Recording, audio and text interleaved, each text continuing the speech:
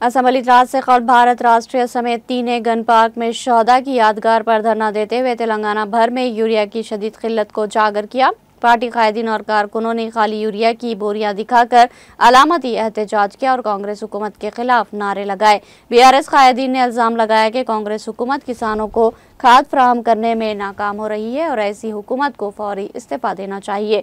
उन्होंने कहा कि गणेश चतुर्थी के दिन भी किसान यूरिया के लिए लंबी कतारों में खड़े हैं, बारिश में भीगते हुए खाद हासिल करने की जद्दोजहद कर रहे हैं।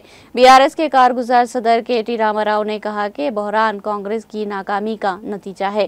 केसीआर के 10 साल दौर में किसानों को कभी ऐसी किल्लत का सामना नहीं करना पड़ा।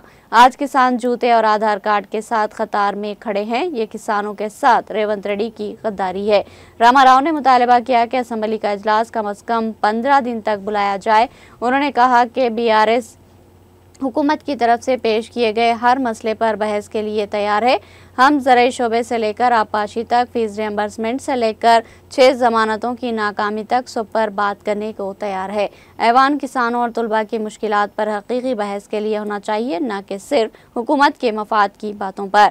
बीआरएस कायद ने कहा कि गुज़िश्ता चंद महीनों में 600 से ज़ायद किसान खुदकुशी कर चुके हैं और तकरीबन 75 लाख किसान खाद की किल्लत और कांग्रेस हुकूमत की कमज़ोर मदद की वजह से मुश्किलात का शिकार है। उन्होंने जोर देकर कहा कि असम्बली में ज़राई बहरान, बारिश से फसलों को पहुंचने वाले नुकसानात और हुकूमत की नाकाम वादों पर तफसीलात बहस होनी चाहिए। उन्होंने कहा कि बीआरएस के पास के चंद्रशेखर राव की फलाही स्कीमों और आबपाशी मंसूबे का रिकॉर्ड मौजूद है, जिनमें दुनिया का सबसे बड़ा लिफ्ट इरीगेशन प्रोजेक्ट कालेश्वरम भी शामिल है। बगावत करने वाले अरकान असम्बली की नाअहली के मामले पर उन्होंने कहा कि अमल जारी है, देखते हैं स्पीकर क्या फैसला करते हैं। उन्होंने पीसी घोष कमीशन को मुस्तरद करते हुए कहा कि इंक्वायरी कमीशन नहीं बल्कि Congress PC commission Ghosh commission है। उन्होंने दावा किया कि इनकी पार्टी इस मामले पर भी हुकूमत को सख्त जवाब देने के लिए तैयार है। మరి ఎందుకు ఈ రోజు కాంగ్రెస్ ప్రభుత్వం రాగానే తిరిగి ఆనాటి రోజులు మళ్ళీ చెప్పులు లైన్లో పెట్టి, ఆధార్ కార్డులు లైన్లో పెట్టి, ఎరువుల కోసం లైన్లు కట్టి వర్షంలో పండుగ రోజు కూడా తడిచిపోయే పరిస్థితి ఎందుకు వచ్చింది? దీనికి కారణం ఎవరు? కాంగ్రెస్ ప్రభుత్వం చెప్పాలని చెప్పి మేము డిమాండ్ చేస్తున్నాం. తూతూ మంత్రంగా 4 రోజులు అసెంబ్లీ నడపడం కాదు, 15 రోజులు అసెంబ్లీ నడపాలే. రైతుల అన్ని సమస్యలు, వర్షం అధిక వర్షం వల్ల, వరదల వల్ల ఇవాళ పంట నష్టపోయిన రైతుల గురించి కానీ, ఎరువులు సకాలంలో మీరు ఇవ్వలేకపోవడం వల్ల బ్లాక్ మార్కెటింగ్ కాంగ్రెస్ నాయకులు ఎవరైతే చేస్తున్నారో, యూరియా మాఫియా ఎవరైతే కాంగ్రెస్ నాయకులు చేస్తున్నారో వాళ్ళ వల్ల రైతులు పడుతున్న అవస్థల గురించి కూడా బ్రహ్మాండంగా సుదీర్ఘంగా చర్చించే అవకాశం ప్రభుత్వం ఇవ్వాలి.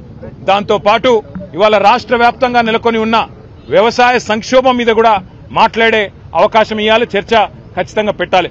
అట్లాగే ఫీజు రీయింబర్స్మెంట్ కూడా కాక పిల్లలు ఆగమైతా ఉన్నారు, వారి గురించి కూడా చర్చ జరగాల్సిన అవసరం ఉంది. రాష్ట్రంలో వర్షాల వల్ల చాలా చోట్ల అకాల వ్యాధులు, సీజనల్ వ్యాధులు వచ్చి ప్రజలు అవస్థలు పడతా ఉన్నారు.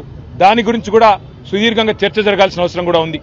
కేవలం ఒకటో రెండో మీకు అనుకూలంగా ఉండే అంశాలు మాట్లాడుకొని దానిలో మైకు మీద కట్టు కాదు కాబట్టి, మాకు మైక్ ఇయ్యరు కాబట్టి మమ్మల్ని ఇష్టం వచ్చినట్టుగా దూషించి పైశాచిక ఆనందం పొందుతామంటే దానికోసం కాదు అసెంబ్లీ సమావేశాలు.